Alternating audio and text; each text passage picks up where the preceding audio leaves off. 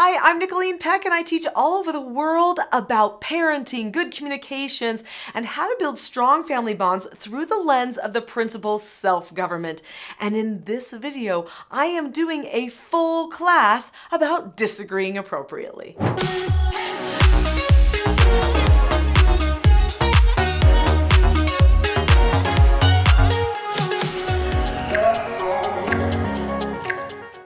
In this video, we're going to be talking about my strong-willed tendencies and when I used to talk back to my parents and what to do instead. We're also going to be talking about my foster children and my natural children and their strong-willed tendencies and how disagreeing appropriately helped them.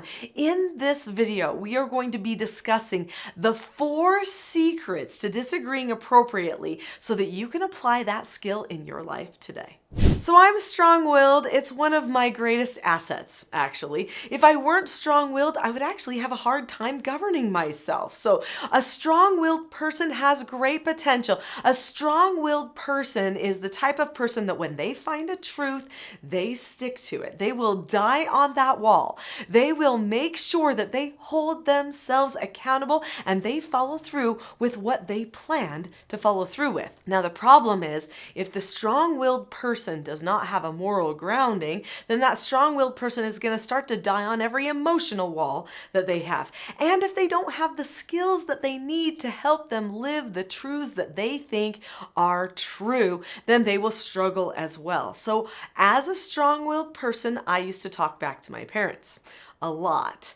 In fact, I ruined the relationship with my parents for a time. Maybe I shouldn't say completely ruined because I know they didn't completely give up on me, but I was almost done with them. Now, this was at a time when I was about 14 years old. I would say to my parents, "Can I go do this certain thing?" They would say, "No." I would say, "Well, why?" "Well, because da-da-da." And I would say, "Well, that's not fair because da-da-da." And they would say, "Yes, it is because," and we would get in these matches, back and forth, arguing with each other. I would try to litigate, state my point. They would state their point. It did not help that my father was a debate coach. When you debate with a debate coach, it could go on for hours and hours and hours. So I started using a new approach. The approach was, let's see how long Dad can go. Let's see how long I can stretch it out for just to waste his sleep at night. Just to waste his time. I started using my strong will in a very non-productive way until a neighbor suggested to me that every time my parent told me to do something, I should say okay and be okay, and then I would get my way more often. Now, I totally did not trust this neighbor. I thought there was no way that could be true, and so I went home to say okay and be okay to prove my neighbor wrong. And guess what happened? She was right. And I started getting to do all kinds of things that I didn't get to do before because I had increased the trust with my parent just by choosing to say okay and be okay. Now, I wish at that time she would have still taught me how to disagree appropriately. I knew how to shut it off now. I knew how to just say okay and be okay, but I did not fully understand how to discuss something with my parents or with other people in a way that would have diplomacy, that would be good civil discourse. And you would think as a child being raised by a father with a debate coach that I would have learned that. He did teach us how to discuss, but he did not always teach us how to discuss with each other appropriately.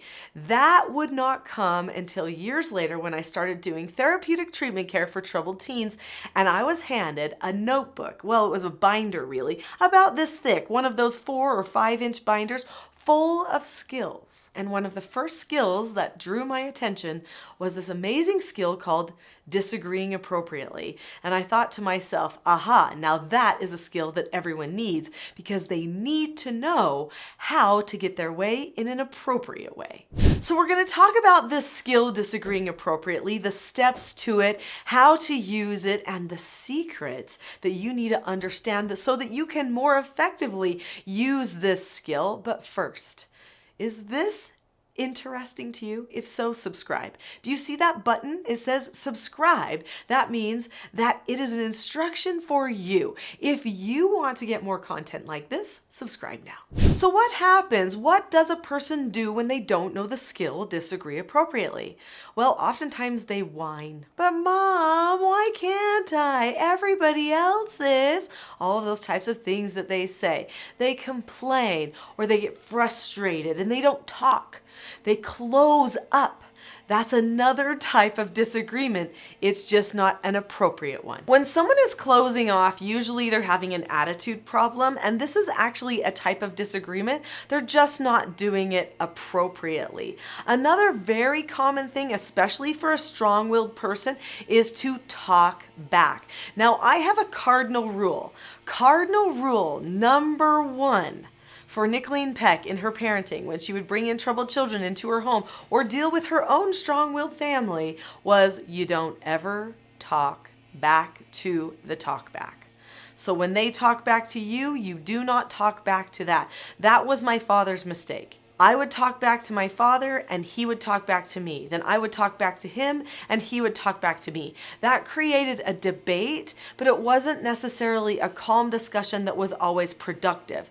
After a few minutes, maybe 15 minutes of that, when our chemicals would get back to a level place in our brain, finally we would get to some good conversation. But first it was more argumentative, which was not productive and actually was leading us in the wrong direction first. Because my father was dedicated to having a good discussion as a speech and debate coach, he would wait out those hard minutes of the discussion until it could get to the more productive ones. But that's not a good approach to take. We don't want to just wear people out until we get to good discussion. Instead, what we do is we say the rule is we don't talk about it till we're calm. So if you have something you need to say to me, I will make a mental note of that. We will get back to it, but we have to be calm first. I will never talk back to you about it. The only thing I will say is I can tell you want to tell me something about this activity you want to do with friends or this chore that you don't want to do. But we have to choose to be calm first, then we can talk about it. Or I might say, I can tell you're upset about this and you have a lot to say about it and I want to hear it. But first we need to choose to get calm, then we can talk about it. Some of the first steps of disagreeing appropriately are to be calm. Step number 2 of the 7-step skill is to have a calm face, voice, and body. That means a person can't actually disagree in an appropriate way unless they have a calm face, voice, and body. So we have to get to that place first, otherwise the disagreement will never happen appropriately. In 2009, the BBC saw the power of self-government skills when 2 British teens were brought to my home to stay for 8 days. So Hannah and James came to my home. They went out of control. They talked back about everything. They tried to argue about everything. And guess what they saw? They saw a parent say, I can tell you want to tell me something about that. I can tell you are very passionate about that. I want to talk about it too, but we can't choose to talk about it until we are calm first. And I said that again and again and again. And finally, they got the message that I would talk to them if they were calm. They finally said, okay, I'm calm. And then we got calm. They talked about all their concerns. And guess what? They didn't have really any other problems after that. At that point, we just carried on. And by the end of the program, they were begging not to leave our house. They loved it so much. This was the world's strictest parents? They didn't want to leave the world's strictest parents? It hardly makes sense. But it's because we were determined to follow our principles. Principle that we were going to follow in this case was we can't actually solve a problem unless we're in the problem-solving part of the brain, which is the front part of the brain. When you're angry and going out of control, you're in mid or back brain, and you do not have the capacity to fully solve your problem when you're in that state. So we will help you get to that place where you're in front brain, and then we'll solve the problem. In order for us to better understand the secrets that I'm going to be sharing with you about disagreeing appropriately, it's important for you to recognize the lens that we're looking through here. So the lens that we're looking through is the lens of self-government. What is self-government? Self-government is being able to determine the cause and effect of any given situation and possessing a knowledge of your own behaviors so that you can control them. So what that means is you analyze yourself and you say, okay, what type of a person ought I to be? That's ought, O-U-G-H-T. It's not a word that's used very often anymore, but it should be, because we all know, if we're really honest with ourselves, we know what the best version of us could look like. It would be the honest version, the charitable version, the kind version, the loving version, the connected and caring version. That is the ought version of ourselves. So each person says, who ought I to be? How am I going to become that person in every circumstance? What is my plan? And then they create skills as part of their plan to move forward in this direction toward who they ought to become. They decide with their strong will to desire or want the ought enough to learn a new skill. So when a person is self-governed, they make a plan for their future and then they follow through and course correct all along the way. When I did foster care for troubled teens, I taught them 4 basic skills for success. The 4 basic skills that I taught all the teens, these were teens between the ages of 12 and 18 that came to my home, are taught in these 4 children's books. That's because the 4 basic skills aren't just for teens and they aren't just for little children.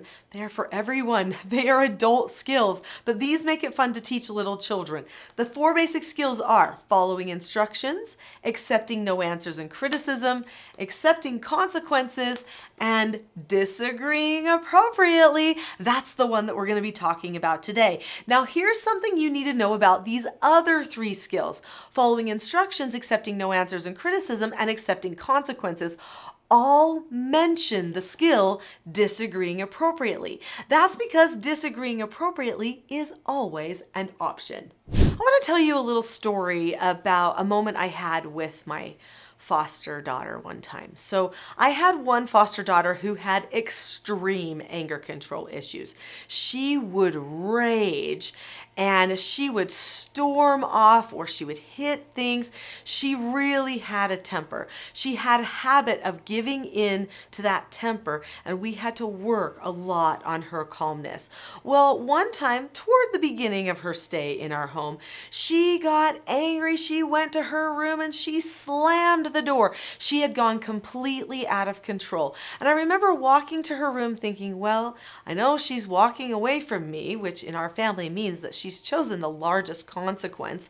I'm not talking about that in this video. You can find that in my TSG parenting course. You can talk about how we lay out the entire program, because this is just one piece of the program that we're talking about today.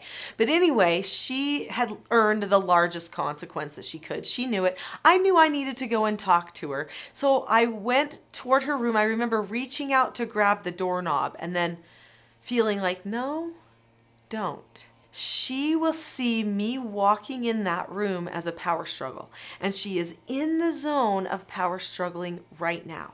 So instead, do something else. So what I did is, through the door, I started describing what was going on.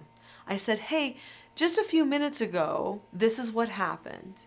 And I played out the scenario with no emotional attachment to it.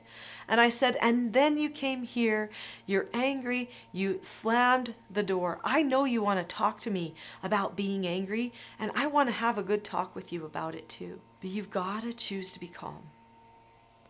Take some breaths, and then open the door when you're ready to talk about it. Because I didn't force myself on her and push myself into the room, which I think she was sitting against the door thinking she would have to fight me off, then she took some breaths, because in the end she had no one to fight anymore except for herself. And then she opened the door and she said, okay, I'm ready to talk about it. And I was just sitting in the room outside of her room.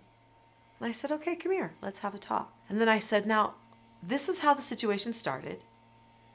And you talked back to me when I gave you a no answer for that. And what you could have done was, you could have disagreed appropriately. So let's do the disagree appropriately right now. She took this sigh of relief. She was so happy that she remembered there was a way to solve her problem and that she could tell me right now and that I would listen to it right now, even though she'd just gone completely out of control. And I did listen to her. She felt understood. And everything changed for her that day. In fact, everything changed for her going forward. I wish I could say she never fell into her old habit of raging again, but she did. She had RAD. That was a hard thing that made her rage a lot. She had a lot to work on to overcome that habit. But she got better, incrementally better, and she chose to disagree appropriately all the time, literally about everything. Now, let me tell you about disagree appropriately. It is the gateway skill to self-government, which means if a person knows it works, they will start to use it all the time about everything. And that is what she did. And I showed her that it worked. Because if it works sometimes, then of course you're going to use it instead of going to battle. Going to battle takes a lot of emotional energy. To fight someone all the time and to get yourself all worked up, even if it is a habit, is hard. What are the types of situations in your family where you see children going out of control? Or maybe you've just witnessed people you know, when you're out and about. Leave me a comment about that. Let's see if we can determine if those types of situations will be helped by disagreeing appropriately. Leave a comment in the chat below. Speaking of being out and about, there was a time when my son Porter was probably about 6 or 7 years old, and we were at the market, just doing some shopping for the family. When we were at the market, he saw a child having a tantrum. The child had asked their parent for something. The parent gave the child a no answer, and the child started whining and complaining and saying how unfair it was because the parent always gave the sister other things but never gave them something. And Porter looked at me and said, "Mom, that's so sad." And I said, "What's sad, Porter?" And he said, "Well, that child is getting very unhappy. They're yelling at their parent, but they could just disagree appropriately. And probably if they disagreed appropriately, their mom would just buy them the treat anyway." And I was like, "You're right, Porter. But the mother doesn't know about disagree appropriately, and her son doesn't know about disagree appropriately either." And he's like, "Maybe we should tell them about it." And I, knew it wasn't my place or the time to butt in on what this mother was doing and telling her how to parent her child. So I said, "Well, it's really not my place to do that, but that's true. If they learned that skill, that would make a big difference for them, right?" And he was like, "Yeah." Porter, who was like 6 or 7 years old, knew how to solve a problem, knew that whining and complaining and arguing never does any good. But the mother of this child did not know how to articulate the solution to her child. The solution was the skill disagreeing appropriately. So let's talk about disagreeing appropriately. There are 7 steps to disagreeing appropriately. Step number 1, you look at the person. Step number 2, you keep a calm face, voice, and body. Now let's talk just about these first 2 steps. When you look at the person, you are making a connection with that person. Your eyes are the windows to your soul. That means that you are open and honest. You are willing to show your full self to the other person. Now, I know we all know strong-willed people who look at us, but not with that openness. Because you can look with calmness, but you can tell when a person is open and ready to have a good, friendly, or kind, compassionate conversation with you. Children can tell too, so make sure that you check your tone and your eye contact as well. So when you look at the person, you're showing respect also. This maintains your roles, and roles are a vital part of self-government. In fact, they are so important that I even wrote a book about roles called Roles: The Secret to Family, Business, and Social Success. So many people nowadays are not understanding their roles or maintaining their roles within the family, and they're creating environments of dysfunction. Step number 2, keeping a calm face, voice, and body, tells the person that calmness is a choice. It is a choice. You can choose what calmness is for you, and you can choose to have that calmness. You can tell yourself, be calm, have a calm body, have a calm face, be calm. What is my calm voice? Use the calm voice. It shows the person what calmness is and isn't, and that they get to pick it, that nobody else controls their calmness except for them. Step number 3 is to say that you understand the other person's point of view. So what you do is you say, I understand that you don't want me to have chocolate cake for breakfast because chocolate cake is not a very healthy way to start our day. Because maybe the parent said, no, you can't have chocolate cake for breakfast because chocolate cake is not healthy. Then step number 4 is to explain your point of view. So then you say, but chocolate cake actually is made with eggs and flour, and those are pretty healthy things, even though it has some sugar. Or you might say, but that's my last piece of birthday cake, and I was saving it till today so that I could have birthday cake today too. Well, now you've presented something that might get some people really thinking, is that one piece of chocolate cake such a big deal if it was their birthday cake and I want them to have their birthday carry over in today? Or are they right? There's eggs in it. Maybe it is okay to have chocolate cake for breakfast. After all, people have donuts for breakfast and all kinds of other things that might not even have eggs in them at all. Now, many people will say, yeah, but my 2-year-old can't disagree appropriately. My 3-year-old can't disagree appropriately. Well, I'm here to tell you, actually, they can. Now, at first, you are going to have to tell them exactly the words to say to you that will work. You will help them form that line of logic because their prefrontal cortexes are very small and they'll need that help. So you might say, Mom, I understand you don't want me to have cake. Mom, I understand you don't want me to have cake, but I want to eat my last piece of cake from last night. But I want to eat my last piece of cake from last night. And then you say, oh, okay, that was a really good disagreement. And you tell them, yes, it worked. Now, a wise parent shows their child that disagreeing appropriately works a lot of the time. That's why it's the gateway skill to self-government. It teaches the child, is it better to whine, complain, and argue, or just talk about it? Well, the answer is it's better to talk about it. So teach them how to talk to you about it. Even if you have to spoon feed them the words, they are still learning the skill of disagreeing appropriately, and they are learning the way to change your mind and to influence you in a productive way that also honors the roles. Now, let me explain how it honors the roles. So how do we honor the roles when a person is disagreeing appropriately? Well, when the person looks at you, keeps a calm face, voice, and body, before that they say they understand your point of view and share their point of view, then they say, may I disagree appropriately? This prepares you to listen to what they have to say.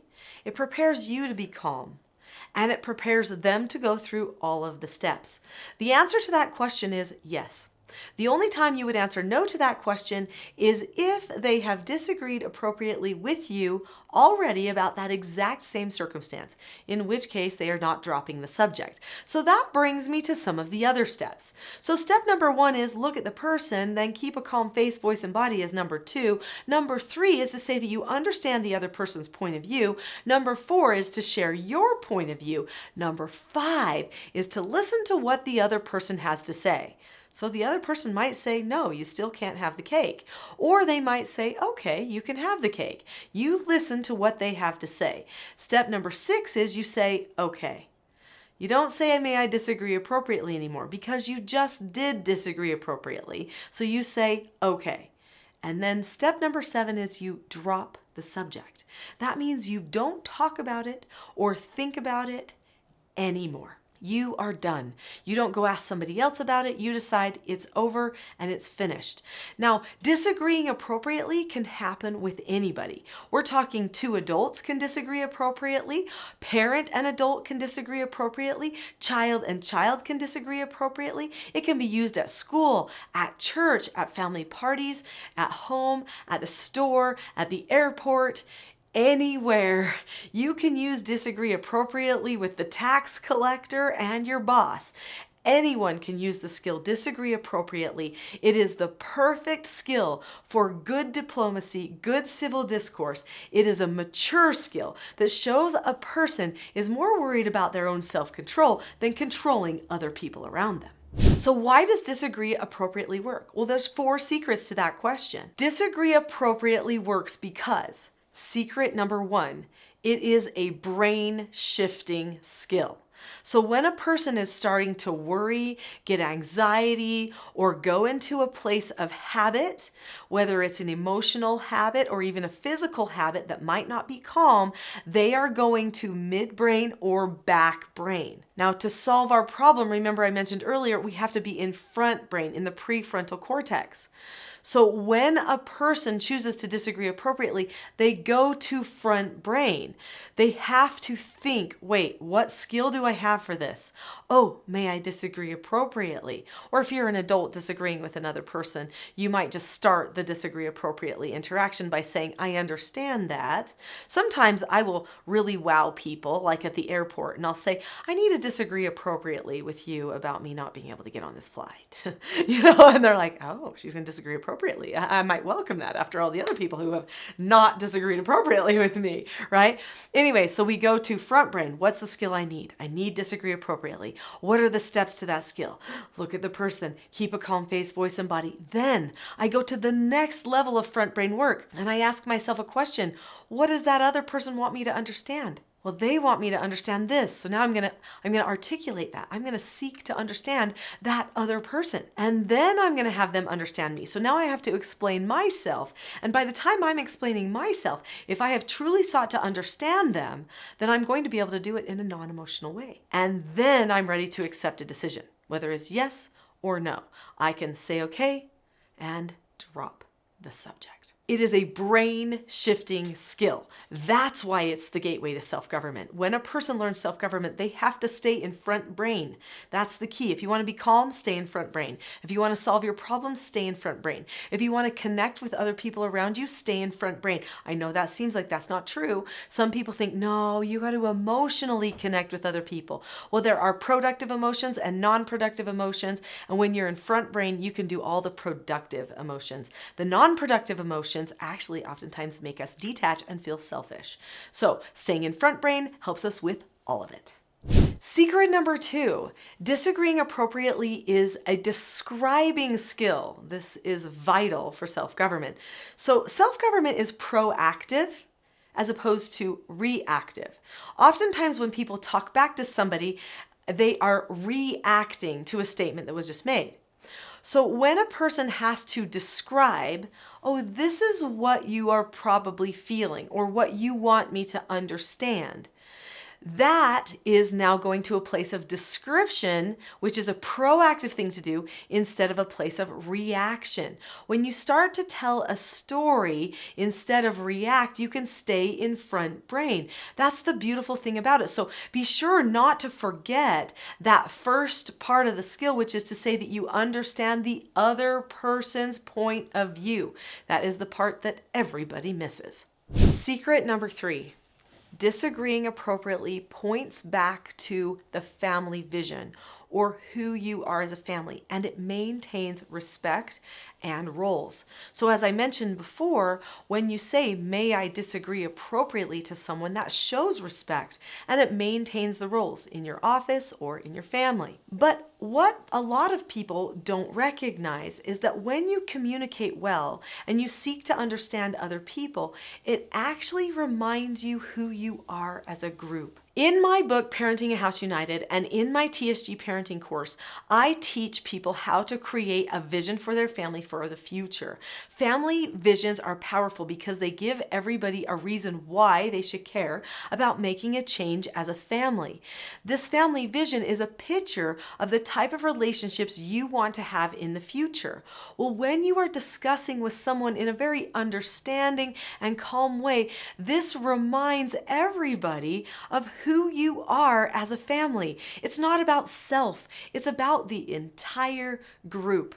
So I want to share a story about a woman named Roxana. So she was having a hard time with one of her children, and she decided that they needed to create a family vision. So they had a conversation about who they were going to be as the Maurer family.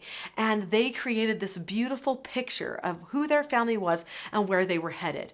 Her daughter really liked the family vision. One day, the daughter was disagreeing appropriately and said to her mother, "Mom, this feels like our family vision. This is what we want it to feel like here." Suddenly, she put the two together. The relationship for the parent and the child changed because, number one, they had a picture of where they were headed as a family, but number two, now they had communication that could match that picture so they could actually get there. So, secret number 3 is disagreeing appropriately maintains our vision, our roles, and family respect.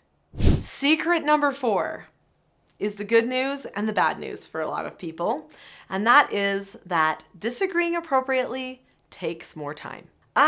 That's bad news, but that's also good news because that helps somebody level out, get themselves completely calm, really get grounded in the front part of their brain. When you disagree appropriately, you have to take time. You have to listen to the other person. You have to have patience. So prepare for that. I know some people are like, listen, if we are getting out the door to school and they're going to be late to school, can I really give them time to disagree appropriately? Well, why can't you walk and disagree appropriately? Why can't you disagree appropriately in the car? And if you can't do those things, 2 things at once, then the answer is being on time for school more important than your communication with your child? I would think no. Why are we worrying about pleasing school administrators when we are the ones who know what is best for our children? Anyway, so disagreeing appropriately should be something you should take time for. It is important. It does not have to take a long time.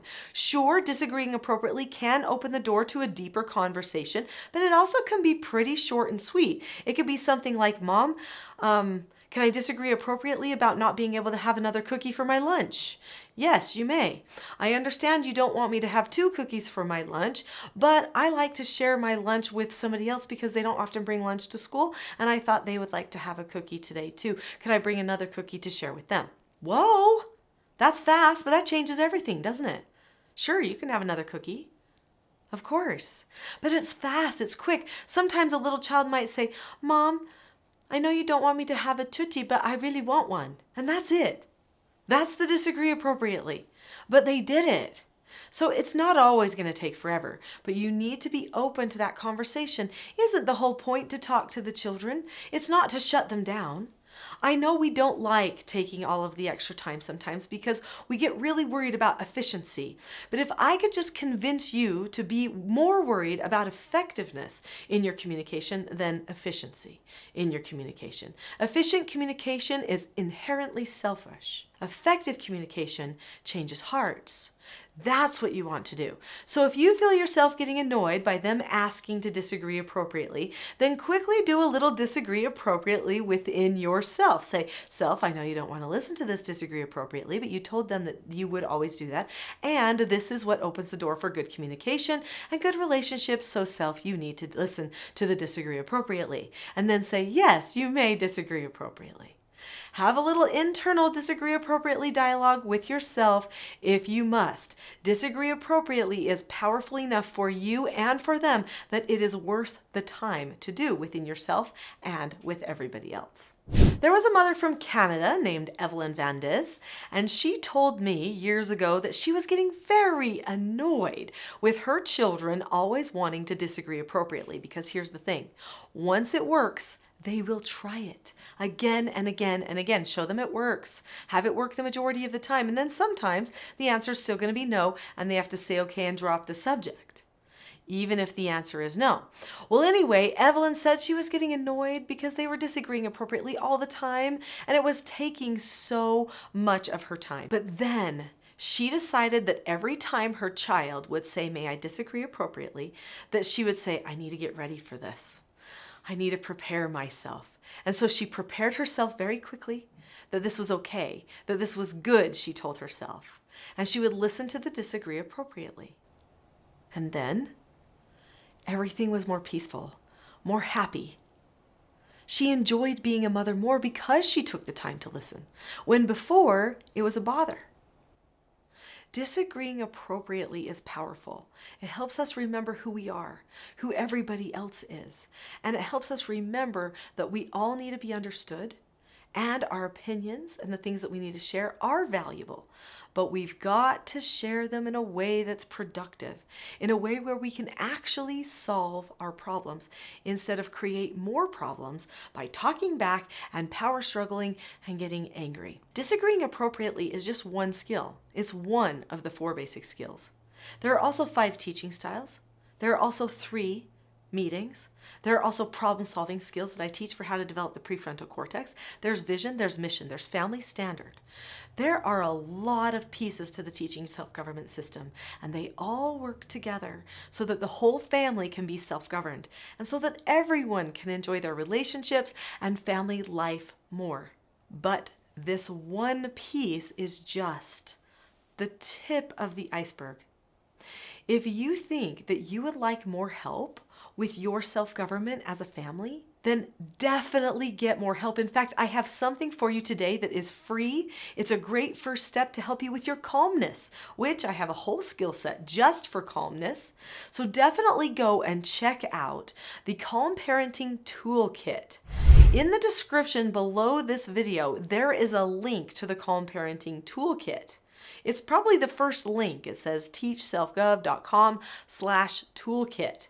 So click on that link now, and you can have the Calm Parenting Toolkit for free. This is not going to tell you all of the pieces of the teaching self-government system. I'll just be very upfront about that. But it will help you learn 10 tools that you can start using today for calmness and will be a great first step so that you can apply all of the other pieces of the teaching self-government system in your life so that you can have greater happiness and peace.